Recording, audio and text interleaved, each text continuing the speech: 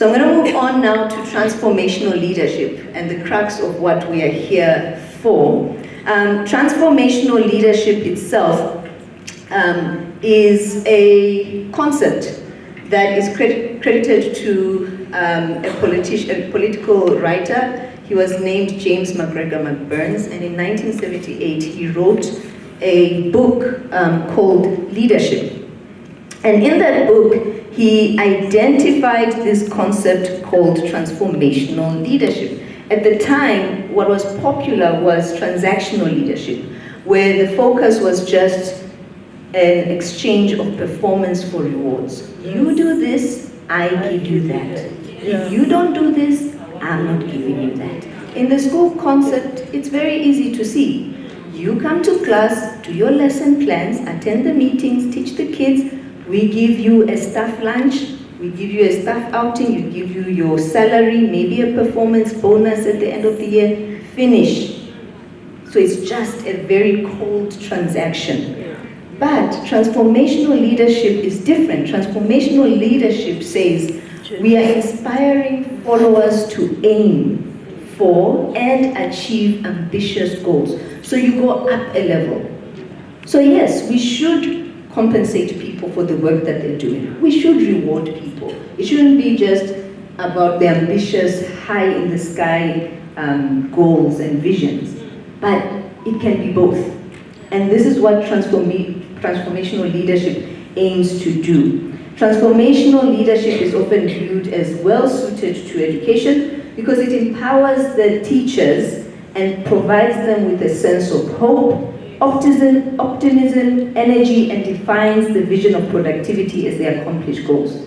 And so the transformational leader works towards influencing shared beliefs, values, to create a comprehensive level of change, innovation, and aim to nurture a school culture that is oriented towards a learning ethos that works for everyone. And so this is what we want to do in a school environment. And I think with all the different challenges that we have in our context, I think just doing the performance and reward exchange is not enough. We need to go a step above. Now, before I talk about how we can implement this in the South African context, we're just going to deep dive a bit deeper into transformational leadership and what McGregor Burns said about it. So he used this Maslow's hierarchy of needs to describe what a transformational leader is mainly concerned about. Now, the transactional leader is mainly concerned with the three bottom tiers, the basic needs of the team. Okay, is my team physiologically taken care of? Is there safety? Is there love and belonging? So in the school environment, do they have their resources? Do they have their classes? Sometimes we don't even have the resources, but that's fine. Is there safety? Is there security? So those are the basic needs. Is there a sense of team, team awareness in the school or in the team that I'm leading? So it's just the very basics. But in transformational leadership, the leaders satisfy the lower needs as well as the higher needs. And the higher needs, which are self-actualization and self-esteem, these needs require you to pull out of people their identity. Who are they really? It means you need to get to know the people that you're leading so that you can pull their individual identities and gifts out and get them to buy into your vision so that they can start performing at a higher level. Okay, so whilst nothing is necessarily wrong with focusing on the bottom three, the transformational leader takes it up to the next level and satisfies the higher levels as well, supporting and empowering their team's self-esteem, self-actualization, so that they can become the best that they can be. A transformational leader will work with teams beyond their immediate self-interests to identify needed change and create a vision to drive that change. And I think that for me is quite powerful in and of itself. So when we look at some of the leadership qualities of a transformational leader, they are creative, they are interactive, they are visionaries, they are empowering, and they're passionate. But what does this actually mean? I think when we think about creative leaders, I think people think, are you artsy or something like that? It's nothing like that. It's nothing to do with the art, being an art-minded person necessarily. But I think the creative leader challenges business as usual. That this is what normally happens in the school environment. Okay? I am going to challenge that. I'm comfortable with the complexities of the schooling environment, and I'm willing to look for new ideas to enhance teaching and learning in my school or in my team, right? And so you work hard to implement new strategies and new ideas, right? We're also very interactive. That means that you're constantly speaking and communicating to your team members, because some of the best ideas sit with your team. I always tell my staff that you are the experts, that's why I hired you. So I'm not expecting you to come and just sit and teach and go home. I want your ideas. You studied 4 years. Some of you have honors. Some of you are sitting with masters. And a lot of times in education, what we find is that people keep bringing people that are not in education into the education environment to tell teachers and school leaders what to do. And that always frustrates me. I'm like, what are we doing? Why is a doctor here or an engineer? And nothing wrong with them, thank you, but stay in your lane. We don't come and tell you what you are doing. Yes. I don't come and tell the attorney, this is how you should do this, right? We hold the answers. And so my main thing with my team is I'm always saying, I want your ideas. So come to me. If there's a problem, please don't just sit and complain about it. Complain about it, and then think of a solution, and you come into a meeting and you tell me, Mrs. Njau, I've identified this, it's frustrating. However, these are some solutions, and then we can have an intellectual back-to-back conversation and find some solutions. And I found that this really, really drives the morale of the team, because they feel like they're in control of their own school environment. Now, of course, for you to become this creative, interactive leader, you need to be a visionary. And a lot of times when you go into school environments and you ask the teachers in that environment, or even the school leaders, what is your vision? Nobody can tell you what the vision is. There's a vision in the school website. There's a mission statement, there's a document somewhere with the mission statement, but no one can clearly articulate it. No one can tell you how this translates into the day-to-day tasks that they're doing in the school. And that's a very big mistake, because if you are a visionary, you need to have a clear vision, mission, and culture statement, and you should be able to explain it concisely. So as the leader, you should be able to first be able to explain it concisely and to inspire people to buy into your vision and mission and culture statement. With the school that I was in, obviously it's an online school right now. It's something that I've done with them, but I also, when I was in a brick and mortar school, I did the same. I inherited a school at one point that had a lot of issues, and we had to come up with a vision statement. So I sat with my S&T and we went back and forth, and we said, right, what are the needs of this place? What are the challenges? And then how can we then develop a vision out of this? We developed a vision statement and a mission statement, and then we went to the staff and we showcased the vision and the mission. And then I told them that we need to now put together a culture statement, because we all need to come up with the values that will guide our behavior and our attitudes and our assumptions and our beliefs as we interact with one another day in, day out. This is hard work. It's challenging work being in a school. And we spend most of our days here together. So let's agree. How is that going to look like? And I told them, I want everyone to type, well, in the online school, I told them to type in the chat box all the values that they believe we should hold as a team. And in the school that I was in previously, I told them, I put up posters all over the staff room, and I told them, I want you to go and I want you to write the values. What do you want to see when you come in here? How do you want to feel when you are in here? How do you want the school to look like, feel like? And everybody stood up, and in the school I'm in now, we all typed and we wrote, this is what we want to see. And people were writing the different things, care, belonging, etc., etc. We all know the feel-good words that everyone says. And then I told them, this is the easy part.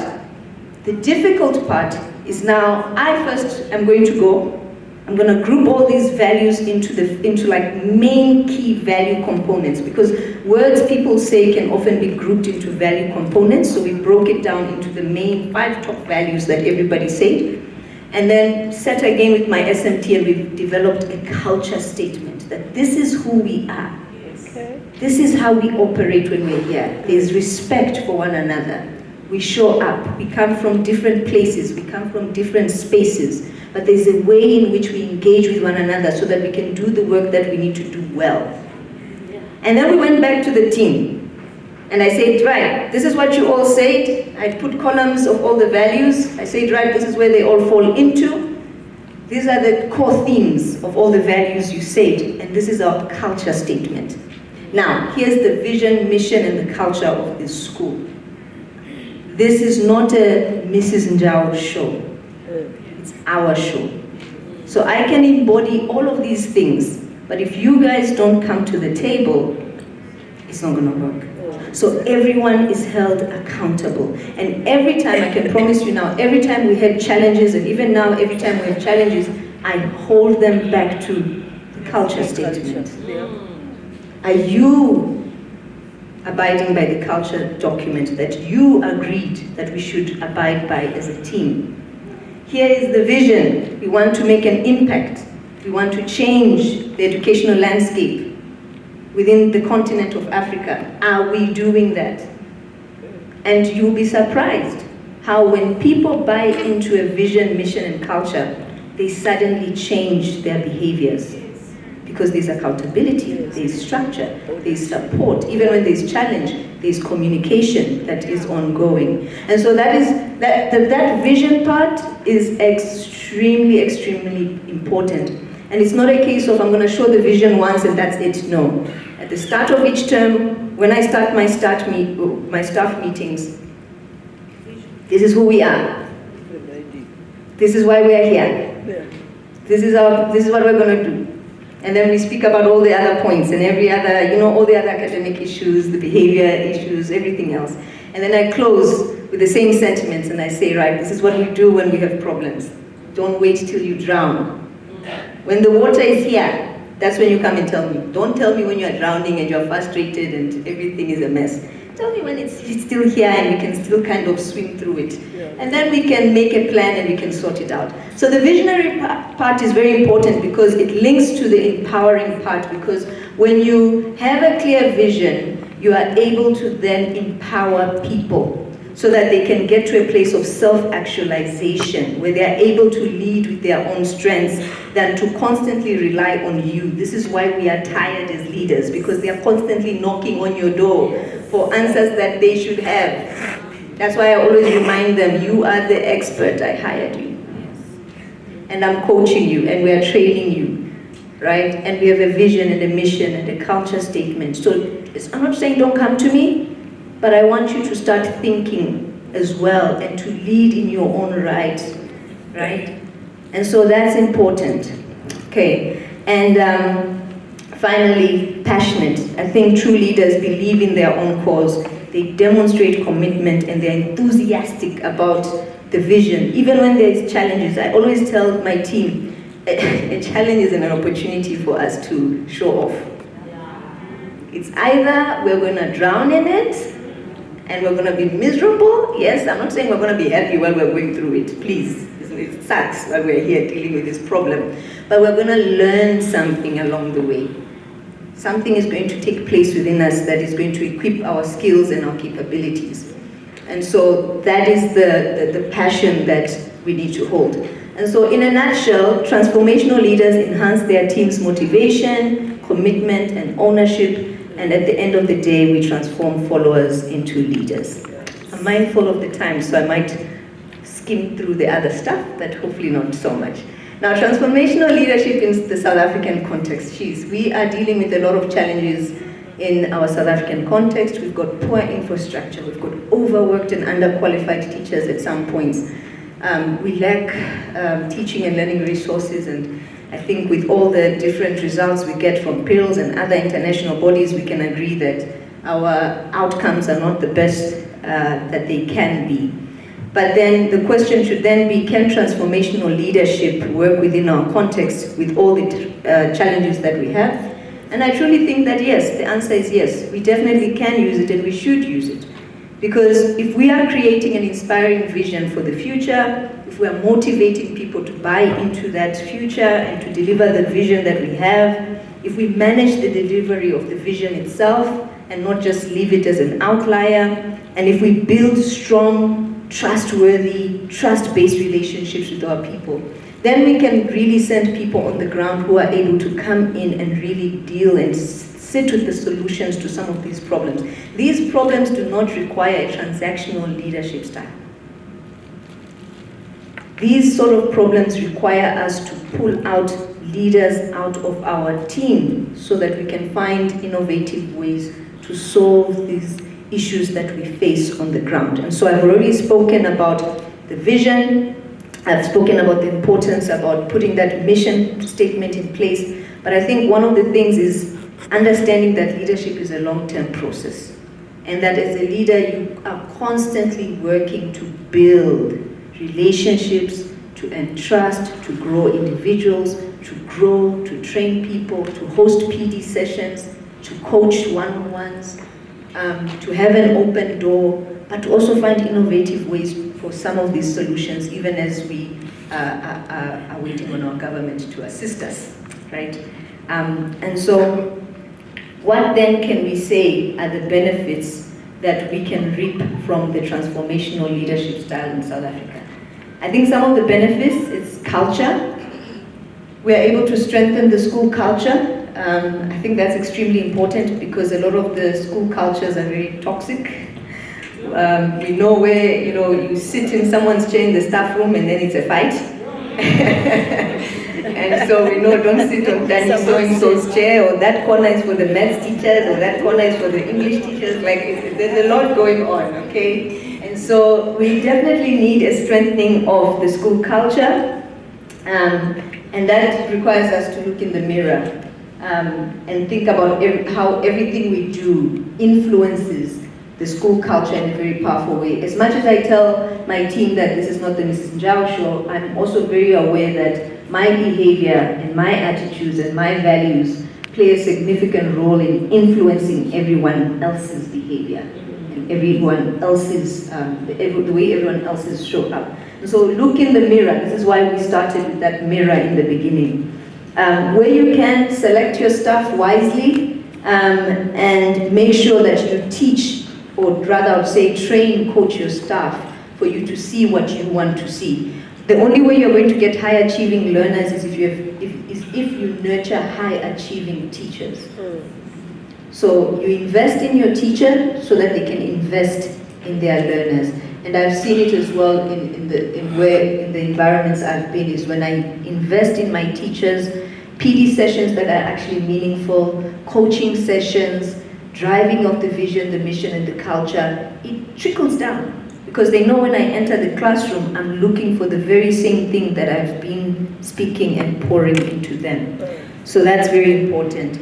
And then, again, broadcast your vision and manage it.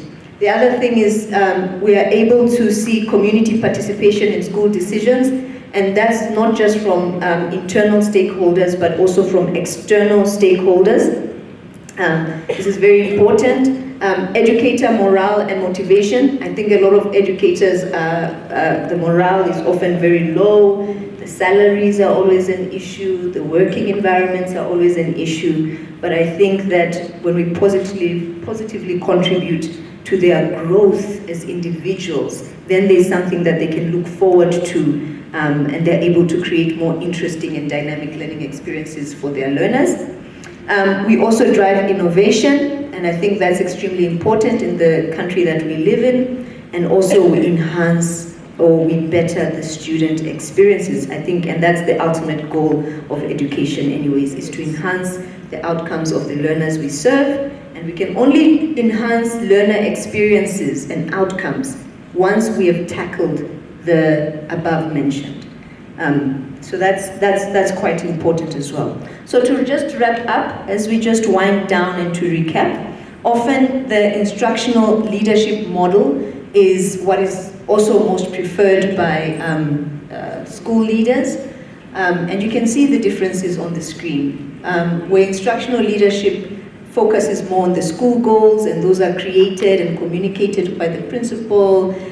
Professional development is provided to teachers, yes. There's no explicit focus on cultures, and principals seem to be the central feature in the instructional leadership model, which kind of also speaks to the transactional leadership model, whereas in the transformational leadership model, you can see that, yes, there's a clear vision that is created, but those personal and shared organizational goals are clearly linked, and that is through contribution from the rest of the team.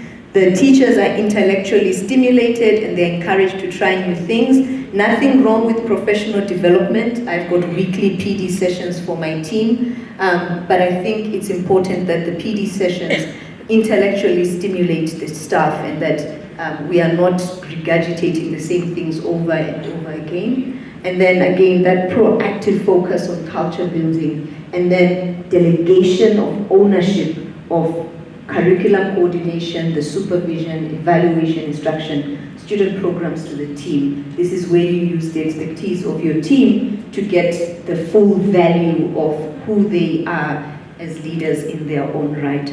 So, just to wrap up and to conclude, clear leadership strategies for success in the transformational leadership style. You need to have a clear understanding of your leadership identity, have a clear vision statement, mission and culture statement that you regularly communicate to your team. This is not a once-off thing. And I think the other important thing, I'm not sure if I mentioned, is that these things are dynamic. And so they can change. You are allowed to adapt and to evolve your vision and your mission as time passes on to better suit the needs of the people that you're serving. And then it's extremely important to have systems and structures in place so that you can hold people accountable, but also support people when needed, especially as we look at the different needs of our sector. Right, so key takeaways. Again, understand who you are as a leader, have a clear vision, structure, and systems in place. Empower and inspire your team. Accountability and support is crucial, and I think something that I also always tell my team is the goal is to always add value. You should always ask yourself, what value am I adding into this department? No matter what position you hold. Remember I said at the beginning that you can be a leader without the title. So what value are you adding into your people's lives? Because the more value you add into people's life, the more you increase your impact as well. And the more impact you have, the more lives that are changed. So I think I am just a little bit over, but we started a little bit over as well. So I'm going to say thank you for giving me the time to speak this morning. I appreciate it.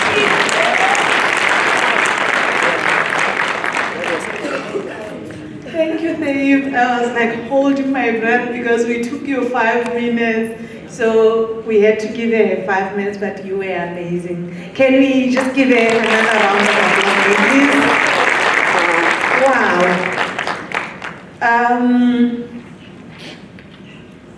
During the break, Dave needs to tell us how do we navigate the rapid changing world technologically.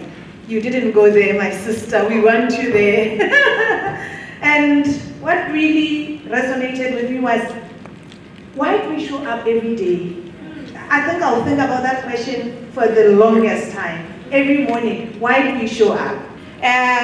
Do we have questions, ladies? For Faith? Anybody?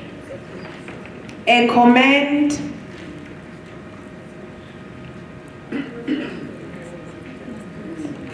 Okay. In the meantime, okay.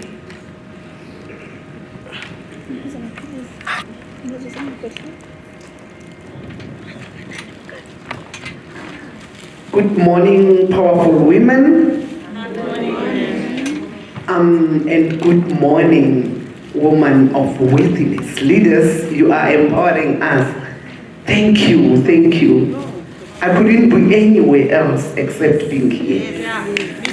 Wow, wow, wow. You are dynamite, I must say it. Before I say my poem, which I will say it at the end that I just formulated for this beautiful woman with this much gift. Whoever stands there, what comes out of your mouth, it's golden. So my question that I have, it's in regard with what is said, like understanding myself as a leader so that I give my followers what is important. So my question is, how can I be assisted as a leader to put my vision in such a way that is understandable? I have a vision as a leader. I want to take the school to another level.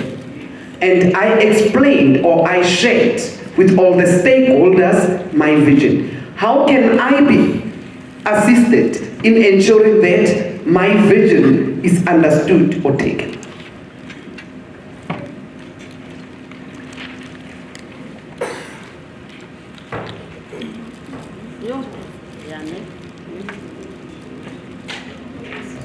Great question. It was in my notes. I was just mindful of the time. There was much more I was going to say, but what I wrote here is that when you are developing a vision, one of the things is to understand the values of the people that you lead. It's understanding the capacities and the resources of your school, and then it's conducting a needs analysis of your environment. So what are the needs of the learners within your community? What capabilities and resources do you have within your team? What are the values of the people that you're leading? And then from there, you select the best way forward after that. Okay, and if you are within a smaller department within a school, then I would say that you then model the vision of your team after the whole school's vision. That's clear. Thank you. Another question or comment? Okay, there's another question here.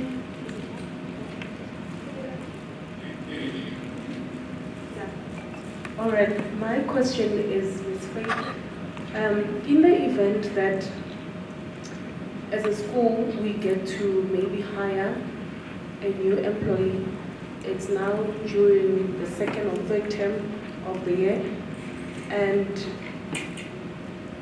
we need to hash with them the school culture, how do we get to, I recollect that you mentioned that we must select our staff carefully.